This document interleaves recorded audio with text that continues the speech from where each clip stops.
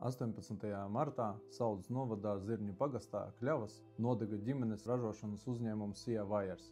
Uzņēmums ražoja Magnum produkciju plašā sortimentā un ir vienīgais uzņēmums Latvijā, kas ražo augstas kvalitātes, dabīgus iebiezinātos pienus kā šo. Diemžēl uz doto brīdi uzņēmums zaudējis gandrīz visu. Palicis ir tikai pāris uzlīmes un pāris preces, kuras ir nokvēpušas pēc ugunsgrēka. Iespējams, šo vārdu dzirdējāt ne tikai produkcijā, bet arī tādā sporta veidā kā motocross, kuri rīko sacensības Magnum Motocross MX. Šis uzņēmums ne tikai ražo kvalitatīvu produkciju, bet arī attīsta sportu. Bet, diemžēl, ugunsgrēks viņiem atņēma visu. Gan ražotni, gan motociklus.